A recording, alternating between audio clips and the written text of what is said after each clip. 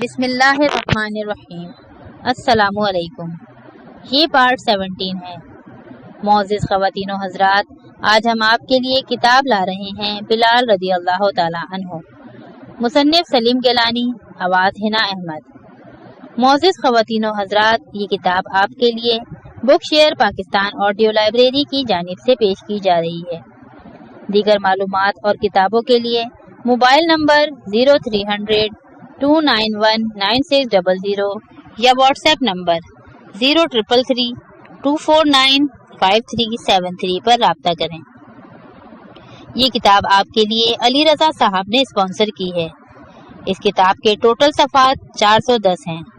تو آئیے سنتے ہیں پارٹ 17 صفحہ نمبر 293 سے۔ حضور صلی اللہ علیہ وآلہ وسلم کی نظر خیمے پر پڑی تو انہوں نے سامنے کھڑے جابر رضی اللہ تعالی عنہ کو پاس بلا کر اشارے سے وہ خیمہ دکھایا اور ساتھ ہی شکر و ثنا میں مشغول ہو گئے۔ ان کا سر تشکر سے اتنا جھک گیا کہ ریش مبارک کسوہ کی گردن کو چھونے لگی۔ ابو قبیس کی پہاڑیوں پر بھی کچھ لوگ جمع تھے، جن میں ابو بکر کے بے حد ضعیف اور نابینا والد عثمان بن عامر، جنہیں ہم ابو قحافہ کے نام سے جانتے ہیں، اور ابو بکر رضی اللہ تعالی عنہ کی ہمشیرہ قریبہ بھی تھیں۔ یہ دونوں ابھی اسلام نہیں لائے تھے۔ ابو قحافہ کو میں نے ایک مدت کے بعد دیکھا تھا۔ اتنے بزرگ ہو چکے تھے کہ پہچانے نہیں جا رہے تھے۔ قحافہ ان کی صاحبزادی، جن کے نام سے ان کی کنیت ہے، ان کی سب سے چھوٹی اولاد تھی۔ ابو سفیان رضی اللہ تعالی عنہ نے ہماری فوج کی آمد سے پہلے ہی مکے پہنچ کر داعیہ اسلام صلی اللہ علیہ تعالی وسلم کی طرف سے اعلان کر دیا تھا کہ جو ان کے گھر میں یا خانہ کعبہ میں یا اپنے گھر کے اندر دروازے بند کیے بیٹھا ہوگا اسے امان دی جائے گی۔ پہلے تو لوگوں کو یقین نہیں آیا، لیکن جب یہی اعلان اسلامی لشکر کے مختلف دستوں سے بار بار ہوا تو لوگوں کو اطمینان ہوا اور وہ ایک ایک دو کر کے حرم کعبہ میں داخل ہونا شروع ہو گئے۔ ام سلمہ، میمونہ اور فاطمہ الزہرا رضی اللہ تعالی عنہا خیمے میں حضور صلی اللہ علیہ وآلہ وسلم کا انتظار کر رہی تھی۔ ام ہانی رضی اللہ تعالی عنہا بھی کچھ دیر پہلے اپنے گھر سے چل کر وہیں آ گئی تھی۔ قصوہ آہستہ آہستہ چلتی سرخ خیمے کے پاس پہنچی تو ابو رافع رضی اللہ تعالی عنہ نے بڑھ کر ان کی مہار تھام لی۔ حضور صلی اللہ علیہ وآلہ وسلم نیچے اترے اور خیمے میں داخل ہو گئے۔ سب سے پہلے انہوں نے غسل فرمایا۔ جب میں ان کے غسل سے بچا ہوا پانی لے کر خیمے سے باہر آیا تو ایک ہجوم اس پانی کا منتظر تھا۔ سب مجھ پر ٹوٹ پڑے اور قریب تھا کہ پانی کا برتن میرے ہاتھ سے چھوٹ جاتا کہ ابو جحیفہ رضی اللہ تعالی عنہ نے آگے بڑھ کر لوگوں کو نظم و ضبط کی تاکید کی۔ پھر بھی ہر شخص بےتاب تھا کہ وہ اس سعادت سے محروم نہ رہ جائے۔ جس کے پاس کوئی کاسا تھا اس نے بھر لیا، جس کے پاس کچھ نہیں تھا اس نے چلوؤں میں لے کر چہرے اور سینے پر مل لیا۔ جن کو اتنا بھی نہ مل سکا انہوں نے صرف چھینٹوں پر اکتفا کیا، اور جنہیں چھینٹے بھی میسر نہیں آئے تو انہوں نے دوسرے کے ہاتھوں سے اس پانی کی نمی حاصل کرنے کی کوشش کی۔ میں برتن رکھنے اندر گیا تو سرور عالم صلی اللہ علیہ وآلہ وسلم شکرانے کے نفل پڑھ رہے تھے۔ 8ویں رکعت ختم کر کے سلام پھیرا تو انہوں نے مجھے بلا کر کہا کہ وہ صحن کعبہ میں بھی شکرانے کے 2 نفل سب کے ساتھ مل کر ادا کرنا چاہتے ہیں۔ میں نے ایک چھڑی اٹھائی اور باہر لے جا کر اسے خانہ کعبہ کی دیوار کے سامنے زمین پر گاڑ دیا۔ اس کے فوراً بعد حضور صلی اللہ علیہ وآلہ وسلم خیمے سے باہر تشریف لائے۔ سر پر وہی سیاہ عمامہ تھا، مگر اب ذرہ بختر نہیں تھا۔ روزمرہ کے کپڑے پہن رکھے تھے جن میں انہوں نے خیمے کے اندر شکرانے کے نفل پڑھے تھے۔ صفیں درست ہوئی اور سب نے حضور صلی اللہ علیہ وسلم کی قیادت میں چھڑی کی سمت رخ کر کے شکرانے کے 2 نفل ادا کیے۔ اس کے بعد آپ خیمے میں تشریف لے گئے۔ تقریباً 1 گھنٹے بعد وہ پھر فوجی لباس میں خود اور ذرہ بختر پہنے تلوار لگائے باہر آئے اور قصوہ پر سوار ہو گئے۔ ان کے ہاتھ میں ایک چھڑی تھی اور خود کا مغفر اوپر اٹھایا ہوا تھا۔ وہ لوگ جو صبح کے سفر میں ان کے ہم رکاب تھے خیمے سے باہر ان کا انتظار کر رہے تھے۔ قصوہ چلی تو وہ بھی ساتھ ساتھ ہو لیے۔ حضور صلی اللہ علیہ وآلہ وسلم ابو بکر رضی اللہ تعالی عنہ سے باتیں کرتے ہوئے خانہ کعبہ کے جنوب مشرقی گوشے میں پہنچے۔ और छड़ी को हजर अस्वद के साथ लगाकर इस्तेलाम किया। पास खड़े लोगों ने भी उनके साथ अल्लाहु अकबर का नारा लगाया। फिर और लोग भी शामिल हो गए और थोड़ी ही देर में सारा हरम अल्लाहु अकबर की सदा से गूंज उठा। हुजूर सल्लल्लाहु अलैहि वसल्लम ने हाथ उठाकर सबको खामोश करा दिया और तवाफ में मशगूल हो गए। उस दिन कस्वा की मुहार औस के मोहम्मद बिन मुसलमा के हाथ में थी। गुज़िश्ता साल उम्रतुल क़ज़ा के मौके पर यह सआदत कबीले खजरज के अब्दुल्ला इब्ने रवाहा के हिस्से में आई। तवाफ के 7 चक्कर पूरे करने के बाद उन्होंने खाने काबा के अतराफ रखे हुए बुतों पर नजर डाली और उनकी तरफ चल पड़े। हर बुत के पास गए और उसे अपने दस्ते मुबारक में पकड़ी हुई कमान की नोक से गिराते गए। साथ साथ कहते जाते थे, हक आ गया है और बातिल फरार हो गया है। बेशक बातिल को फरार ही होना था। अतराफ के बुतों को गिराने के बाद वो खाने काबा के सामने रखे हुए बुत हबल के पास गए और उसे गिराकर तोड़ने का हुक्म दिया। उसके बाद उन्होंने फरमाया कि सब बुतों को नजर आतिश कर दिया जाए। साथ ही शहर में मनादी करवा दी कि जिस जिस घर में बुत रखे हुए हैं वो लाकर बाकी बुतों के साथ जला दिए जाएं। मुशरिकीन अरब के तमाम खुदाओं की मजमूई खुदाई मताफ में मलबे का ढेर बनी हुई थी, जिसमें जगह जगह आग भड़की हुई थी। लकड़ी, कपड़े, झिल्ली से बने हुए बुतों से शोले लपक रहे थे। पत्थर के बुतों के जा बजा बिखरे हुए आज़ा पर उन शरारों की छूट पड़ती तो उन पर सजावट के लिए लगे हुए पीतल के नक्शो निगार दमक उठते। बड़ी इबरत का मकाम था कि जब ये सारे बुत कायम थे तो उनसे कभी किसी को रोशनी की एक किरण भी नसीब नहीं हुई थी। हबल का नारा लगाने वाला आज कोई नहीं था जो उनसे मुरादें मांगे।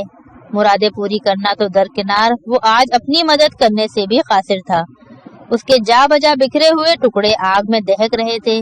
बुतों के पुजारी आज अपने बेबस खुदाओं की फर्जी माबूदियत के हिसार से निकलकर माबूद वाहिद तो लाशरीक की जवारे रहमत में उसके रसूल बरहक के साथ इतनी बुलंदियों पर पहुंच चुके थे जहां उन्हें अपने झूठे खुदाओं की बाक़ियात पर तरस खाने का भी दिमाग नहीं था। इन बुतों को यहीं जलता छोड़कर हुजूर सल्लल्लाहु अलैहि वसल्लम ने कस्वा का रुख सफा की तरफ मोड़ दिया। वहां पहुंचकर उन्होंने वहां रखे हुए तमाम बुत के तोड़ गिराने का हुक्म दिया। फिर मरवा की पहाड़ी का रुख फरमाया। यहाँ नायला का बुत नस्ब था। ये बुत भी हुजूर सल्लल्लाहु अलैहि वसल्लम के हुक्म पर तोड़कर गिरा दिया गया। असाफ और नायला के टुकड़े भी हुजूर सल्लल्लाहु अलैहि वसल्लम के इरशाद के मुताबिक मताफ में जलते हुए दीगर बुतों के साथ जलती आग में फेंक दिए गए। मरवा पर कायम नायला का बुत वो मकाम था जहां मुशरिकीन ज़बीहा किया करते थे। ये दोनों भी माबूद थे, मगर मुशरिकीन के दूसरे खुदाओं से जरा कम हैसियत। नायला और असाफ के बारे में मैंने बहुत अजीब अजीब कहानियां सुन रखी हैं, मगर मुझे कभी इन बातों की तस्दीक का मौका नहीं मिला, इसलिए उन कहानियों का जिक्र मुनासिब नहीं। अगर तस्दीक हो गई और उमर ने वफा की और हमें फिर कभी मिल बैठने का मौका मयसर आया तो बयान कर दूंगा। अब हुदूद हरम में सिर्फ एक बुत नजर आ रहा था, सारे बुतों से बड़ा, पीतल का बना हुआ। ये बनु क़ज़ा का माबूद था और खाने काबा की छत पर लोहे की मेखों से नस्ब था। मैंने सुना है ये बनु क़ज़ा ही थे जिनके एक खुश फहम बुजुर्ग सदियों पहले शाम से हबल का बुत लेकर आए थे और यूं उनकी कज फहमी से अरबिस्तान में बुत परस्ती की इब्तिदा हुई। हुजूर सल्लल्लाहु अलैहि वसल्लम ने एक नज़र बनु क़ज़ा के बुत को देखा और कस्वा से उतरकर अली रज़ी अल्लाह ताला अन्हु से कहा कि वो काबे की दीवार के साथ बैठ जाएं। अली रज़ी अल्लाह ताला अन्हु ने तामील की। फिर हुजूर सल्लल्लाहु अलैहि वसल्लम ने उनके शानों पर पांव रखकर खाने काबा पर चढ़ने की कोशिश की, लेकिन अली रज़ी अल्लाह ताला अन्हु से उनका वजन बर्दाश्त न हो सका। फिर रसूल पाक सल्लल्लाहु अलैहि वसल्लम खुद उनकी जगह बैठ गए और अली रज़ी अल्लाह ताला अन्हु को हुक्म दिया कि वो उनकी शानों पर पांव रखकर ऊपर चढ़ें और क़ज़ा के बुत को उखाड़कर नीचे फेंक दें। अली रज़ी अल्लाह ताला अन्हु ने तामील की और यूं ये आखिरी बुत भी भड़कते शोलों की नजर कर दिया गया। हरम काबा को बुतों की आलूदगी से पाक करके आप मकाम इब्राहिम पर आए। कस्बा से उतरकर 2 नफिल अदा किए, फिर पैदल चाहे जमजम पर गए, जहां अब्बास रज़ी अल्लाह ताला अन्हु ने उन्हें आबे जमजम पिलाया। اس موقع پر انہوں نے ایک اعلان کے ذریعے زائرین کو پانی پلانے کی ذمہ داری ہمیشہ کے لیے بنو ہاشم کے سپرد کر دی۔ یہ پہلے بھی انہی کا منصب تھا، مگر اب رسالت مآب کی طرف سے اس کی توثیق کر دی گئی۔ اس کے بعد علی نے خانہ کعبہ کی چابی پیش کی تو عباس نے درخواست کی کہ کعبے کی کلید برداری بھی بنو ہاشم کو عنایت فرمائی جائے۔ حضور صلی اللہ علیہ وآلہ وسلم نے فرمایا، میں تم کو وہ دے سکتا ہوں جو تم نے کھویا تھا، وہ نہیں جسے دینے سے کوئی اور کچھ کھو بیٹھے۔ یہ کہہ کر انہوں نے عبدالدار کے عثمان بن طلحہ کو بلوایا اور چابیاں ان کے حوالے کر کے ان کے خاندان کے اس قدیمی منصب کی بھی توثیق کر دی۔ عثمان رضی اللہ تعالی عنہ نے نہایت ادب سے چابی لی اور خانہ کعبہ کا دروازہ کھولنے چلے گئے۔ اس وقت میرے ذہن میں دعوت اسلام کے اولین ایام کا ایک منظر پھر گیا۔ ایک دن حضور صلی اللہ علیہ وآلہ وسلم نے عثمان بن طلحہ رضی اللہ تعالی عنہ سے در کعبہ کھولنے کی خواہش کی تھی، مگر عثمان رضی اللہ تعالی عنہ نے نہایت سختی سے انکار کر دیا تھا۔ اس دن حضور صلی اللہ علیہ وآلہ وسلم نے کہا تھا، عثمان، ایک دن آئے گا جب یہ کنجی میرے پاس ہوگی اور میں جسے چاہوں گا اسے تفویض کر دوں گا۔ اس پر عثمان رضی اللہ تعالی عنہ نے کہا، شاید اس دن تمام قریش مر چکے ہوں گے، اور نبی کریم صلی اللہ علیہ وآلہ وسلم نے جواب دیا تھا، نہیں، وہ تو قریش کی سچی عزت کا دن ہوگا۔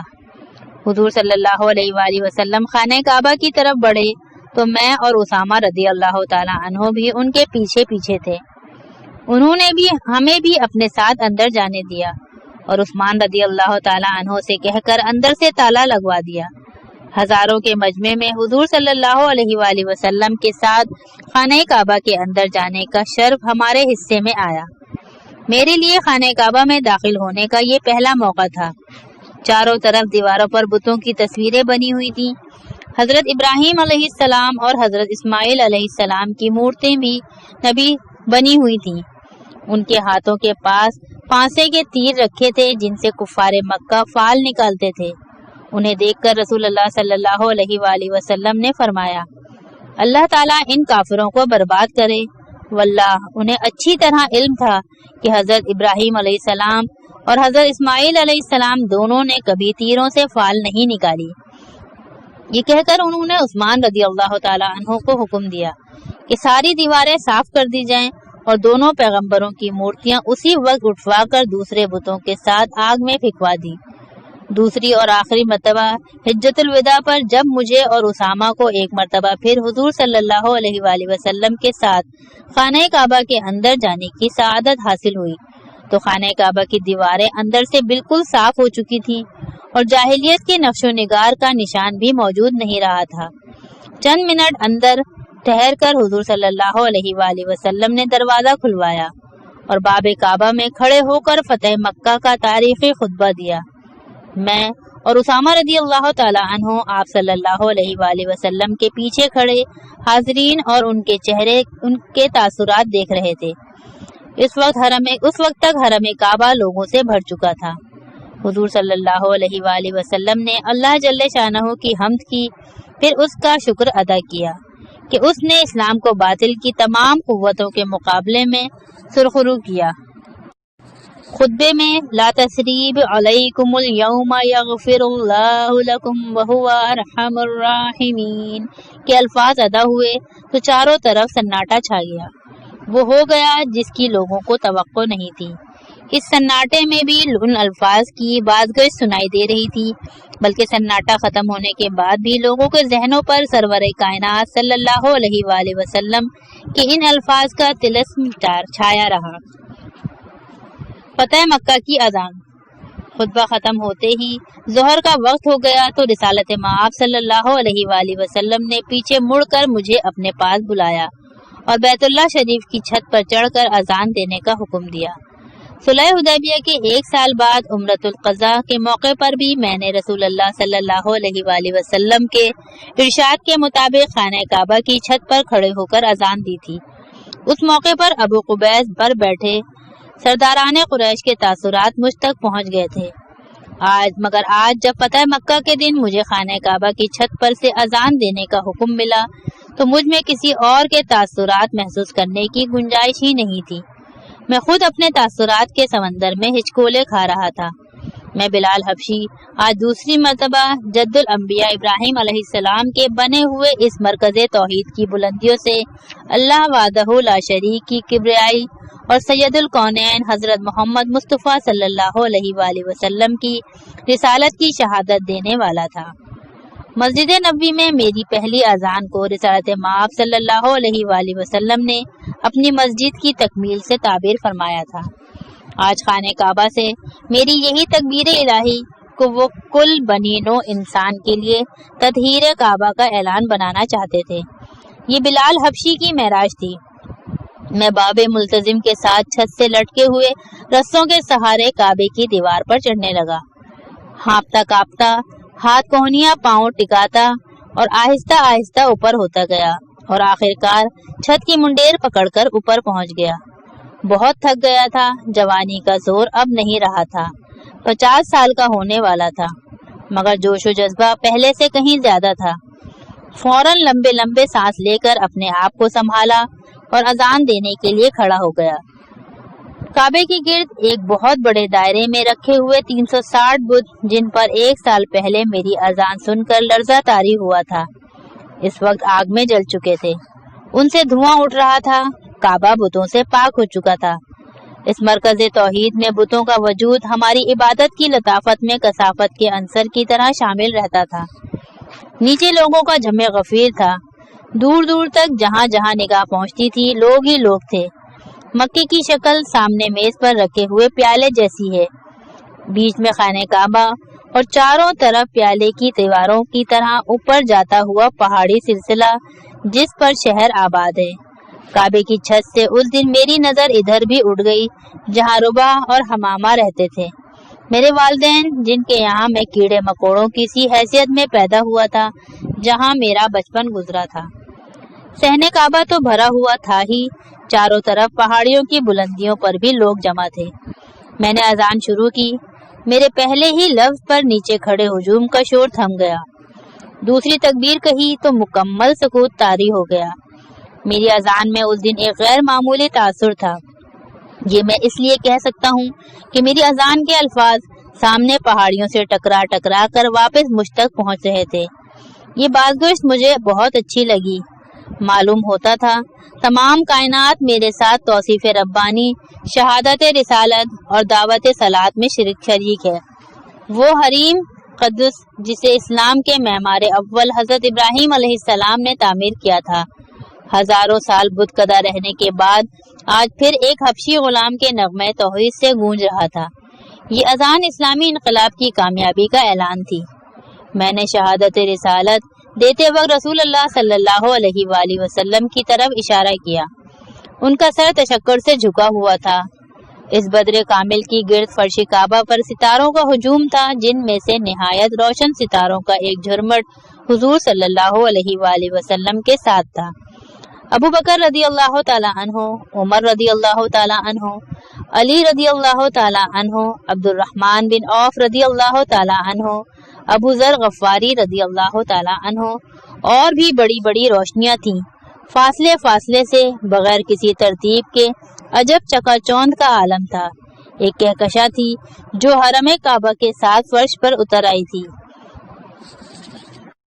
یہی وہ عظیم فتح تھی جس کا وعدہ اللہ تعالیٰ نے سورہ فتح کی آیت میں فرمایا تھا، جو حدیبیہ سے مدینے جاتے ہوئے راستے میں نازل ہوئی تھی۔ یہ وہی کامیابی تھی جس کی بشارت طریق ہجرت پر مدینہ جاتے ہوئے سورۃ القصص کی آیت میں دی گئی تھی۔ میں اکثر رات کو سوتے سوتے چونک کر اٹھ بیٹھتا ہوں اور اس دن کے بارے میں سوچنے لگتا ہوں، کیا شہر ایسے بھی فتح ہوتے ہیں یا وہ ایک خواب تھا؟ سچ تو یہ ہے کہ وہ واقعہ تھا ہی اتنا عجیب، اتنا حسین، اتنا روح پرور کہ اسے خواب ہی کہا جا سکتا ہے۔ حقیقتیں کیسی کب ہوتی ہیں، مگر پھر میں اپنی یادوں کے دریچوں سے ہوتا ہوا وہاں پہنچ جاتا ہوں۔ وہ حقیقت جو خوابوں سے بھی حسین تھی میرے سامنے آ جاتی ہے۔ کیا واقعی یہ سب کچھ ہوا تھا میرے سامنے بالکل ایسے ہی؟ میری ہی اذان کی بازگشت تھی یا مکے کی پہاڑیاں خود وحدت الہی اور رسالت محمد صلی اللہ علیہ وآلہ وسلم کا اعلان کر رہی تھی؟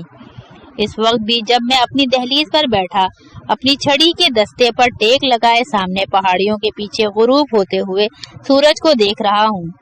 میں اپنے آپ سے یہی سوال پوچھ رہا ہوں، مگر نہیں، یہ خواب نہیں ہے۔ تاریخ نے واقعی خانہ کعبہ کی چھت سے میری اذان سنی ہے۔ آج بھی وقت کے ایوانوں میں فتح مکہ کی اس اذان کی گونج سنائی دے رہی ہے جو فتح مکہ کے دن رسول اللہ صلی اللہ علیہ وآلہ وسلم کے حکم پر اللہ کے قدیم گھر میں مجھ بندہ ناچیز کی آواز میں ادا ہوئی تھی۔ تمام مکہ صحن حرم میں امٹ آیا تھا۔ ہجوم میں مکے کے تاجر پیشہ حضرات تھے، جن میں سے بیشتر حجر اسود اور رکن یمانی کے درمیانی علاقے میں تھے، اور شاید اس سوچ میں گم تھے کہ جاں بخشی تو ہو گئی، مگر یہ واقعہ جو دفعتاً رونما ہوا ان کے کاروبار پر کس طرح اثر انداز ہوتا ہوگا۔ بین الاقوامی شاہراہ پر قائم مکے کا قدیم شہر صدیوں سے ایک اہم تجارتی حیثیت رکھتا تھا۔ کئی ملکوں سے کاروباری رابطے تھے، مگر اب مکے کا تجارتی مستقبل کیا ہوگا؟ غریب، مزدور، محنت کش، بے وسیلہ غلام بڑی تعداد میں رکن عراقی کے سامنے حتیم کے پاس بیٹھے ہوئے تھے۔ کچھ لوگوں انہوں نے دیکھا اور سنا تھا، انہیں اچھا لگا تھا، مگر پھر بھی ان کی سہمی حیرت زدہ آنکھوں سے لگتا تھا کہ کوئی خواب دیکھ رہے ہیں، جس کے بارے میں انہیں خوف ہے کہ دیکھتے ہی دیکھتے کہیں بکھر نہ جائے۔ کیا واقعی انقلاب کے بعد زندگی کی کوئی سہولت انہیں بھی میسر آ سکے گی؟ ان کے سامنے ذرا فاصلے پر بائیں طرف مقام ابراہیم کے گرد خانہ کعبہ کے سائے میں کچھ کلاہان قریش بیٹھے ہوئے تھے۔ کل تک ان کی ادنا سے ادنا خوشی پر انسانیت کی ہر قدر قربان کی جا سکتی تھی۔ دولت و ثروت، حکومت، اثر و رسوخ، اختیار، سب کچھ ان کی میراث تھا، مگر اس کے تغیر کے بعد جو صورتحال ان کا مقدر بنتی نظر آتی تھی وہ ان کے لیے پریشان کن تھی۔ وہ بے بس تھے، مگر اس بے بسی کے عالم میں بھی سوچتے تھے کہ اسلامی مساوات کی کڑوی گولی عملاً کس طرح حلق سے نیچے اترے گی۔ رکن عراقی اور مقام ابراہیم کے درمیان انگنت مارکا آرا آزمودہ کار صاحبان سیف و کمان تھے، جو یہ سمجھنے سے قاصر تھے کہ ان کی پشت ہا پشت سے ان کے عروج کا گہوارہ، ان کی عظمت و وقار کا ضامن، ان کی شان و شوکت اور اقتدار کا محور شہر مکہ بغیر غارت گری اور خون ریزی کے دیکھتے ہی دیکھتے ایک دن میں کیسے ان کے ہاتھ سے نکل گیا۔ ان میں چند شاید یہ بھی سوچتے ہوں گے کہ یہ ایک جز وقتی شکست ہے اور حالات دیر سویر سے بھی پھر ان کی مرضی کے مطابق ہو جائیں گے۔ ان کے ساتھ ہی بیٹھے چند صاحبان فکر و دانش شاید اس سوچ میں غلطہ تھے کہ نئے حالات میں شہر مکہ کی صدیوں پرانی عظمت برقرار بھی رہ سکے گی یا نہیں۔ تمام قبائل کے بت آگ کا ایندھن بن گئے یا توڑ دیے گئے تو اب کون آئے گا مکے میں چڑھاوے چڑھانے، منتیں ماننے؟ ان کے معبود ہی نہ رہے تو تمام رحمتیں اور برکتیں جو اہل عرب کے ذہنوں میں مکے سے منسوب تھیں رفتہ رفتہ خیال و خواب ہو جائیں گی۔ پھر کیا رہ جائے گا؟ مکہ کسی کی نظر میں ایسے بھی تھے کہ جن کا ایمان تھا کہ مکے کی حرمت پر حملہ ہوا ہے اور اب قہر نازل ہو کر رہے گا، ویسے ہی جیسے اصحاب فیل پر ہوا تھا۔ کچھ لوگ یقیناً یہ بھی سوچنے پر مجبور ہوں گے کہ اتنے بڑے جید خدا جن کی طاقت، اختیار اور قدرت پر ان کی ساری کائنات کا دار و مدار تھا، آن کی آن میں یوں فنا کر دیے گئے اور کوئی قیامت برپا نہیں ہوئی۔ غرض ذہنوں میں طرح طرح کی سوچیں تھیں، مگر نظریں سب کی باب ملتزم کی طرف محمد رسول اللہ صلی اللہ علیہ وآلہ وسلم پر تھیں، جنہیں ان میں سے اکثر جانتے تھے اور کئی بے نصیب جانتے ہوئے بھی نہیں جانتے تھے۔ وہ ان کے روئے مبارک کے ہر تاثر سے، ان کی ہر جنبش ابرو سے، ہر حرکت لب میں اپنے انگنت سوالوں کا جواب تلاش کر رہے تھے۔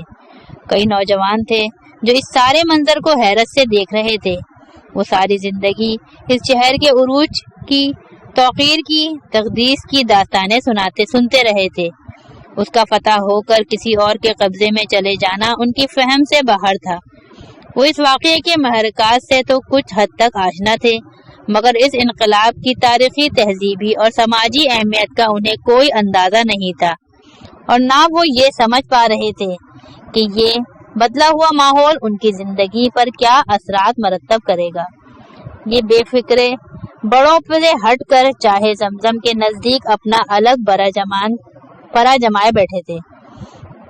میں نے سنا ان میں سے ایک عطاب نامی نوجوان کو میری اذان اچھی نہیں لگی۔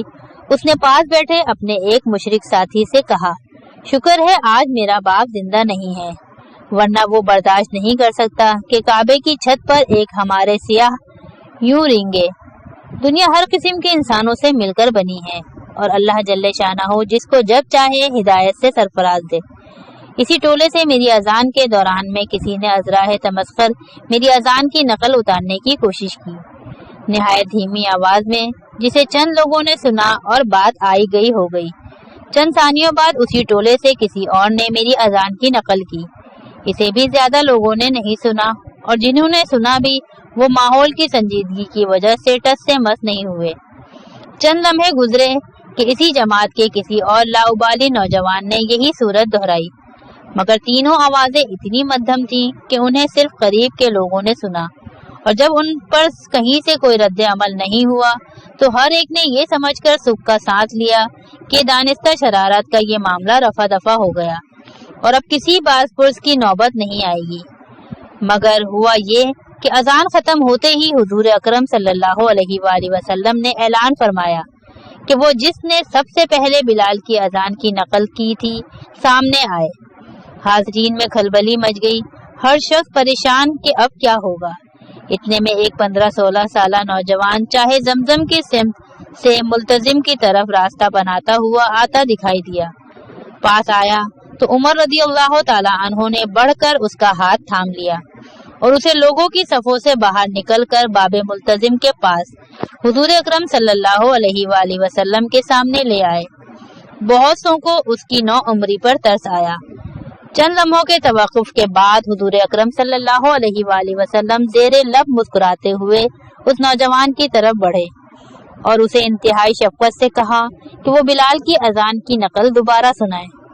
نوجوان کچھ دیر نظریں جھکائے کھڑا رہا، پھر اس نے حاضرین کی سمت دیکھا اور خالق کے کائنات کی تکبیر اور رسالت کی شہادت کے کلمات اپنی بھرپور آواز میں ادا کیے، اور اس خوش الہانی اور اعتماد کے ساتھ کہ تمام حاضرین دم بخود رہ گئے۔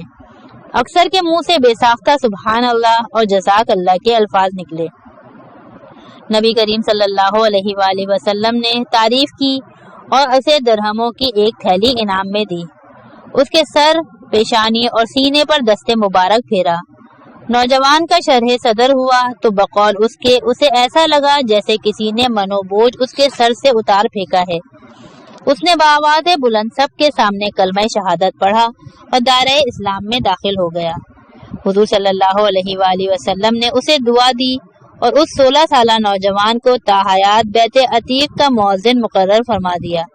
ہم اس نوجوان کو ابو محذورہ حجمی کے نام سے جانتے ہیں۔ ابو محذورہ واپس اپنی صفوں کی طرف جانے لگے تو ان صفوں سے ایک اور آواز ابھری، یا محمد، میں عتاب بن اسید ہوں، آپ کا مشہور دشمن۔ یہ کہتے ہی اس 20 سالہ نوجوان نے نہایت بلند آواز سے کلمہ شہادت ادا کیا۔ حضور صلی اللہ علیہ وآلہ وسلم نے بھرے مجمع میں اپنے منہ بولے دشمن سے ایمان کی شہادت سنی تو فوراً اعلان فرمایا، میں تمہیں مکے کا امیر مقرر کرتا ہوں۔ ساتھ ہی دینی تعلیم کے لیے انہوں نے معاذ بن جبل رضی اللہ تعالی عنہ کو ان کے ساتھ مامور کر دیا۔ عتاب بن اسید کا مشاہرہ ایک درہم یومیہ مقرر ہوا۔ اس سال فریضہ حج انہی کی قیادت میں ادا ہوا۔ ایک لمحے پہلے کا دشمن دین اسلام کے مفتوحہ شہر کا مطلق العنان والی بن گیا۔ ایک لمحے پہلے کا غیر سنجیدہ شریر نوجوان کائنات کی سب سے محترم عبادت گاہ کا مؤذن مقرر ہو گیا۔ یہ تھا عفو و درگزر کا وہ سبق جو ہادی برحق نے دنیاوی اور مادی مصلحتوں میں جکڑی ہوئی انسانیت کو سکھایا۔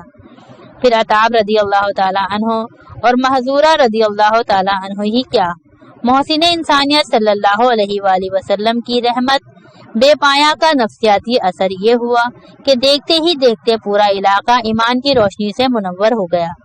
ابھی چند روز پہلے میں اپنے ایک بزرگ دوست کے یہاں انہیں عمرے کی مبارکباد دینے حاضر ہوا تھا۔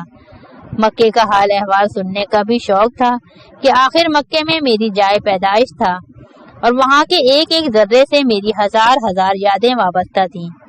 باتوں باتوں میں معلوم ہوا کہ ابو محذورہ رضی اللہ تعالی عنہ آج 12 سال بعد بھی مسجد الحرام میں مؤذن کے فرائض انجام دے رہے ہیں اور اہل مکہ میں ان کا بڑا احترام ہے۔ اللہ تعالیٰ انہیں ہمیشہ شاد و کام رکھے۔ کتاب بلال رضی اللہ تعالی عنہ کا پارٹ 17 صفحہ نمبر 308 پر اختتام پذیر ہوتا ہے۔ بقیہ پارٹ نمبر 18 صفحہ نمبر 309 سے سماعت فرمائیے۔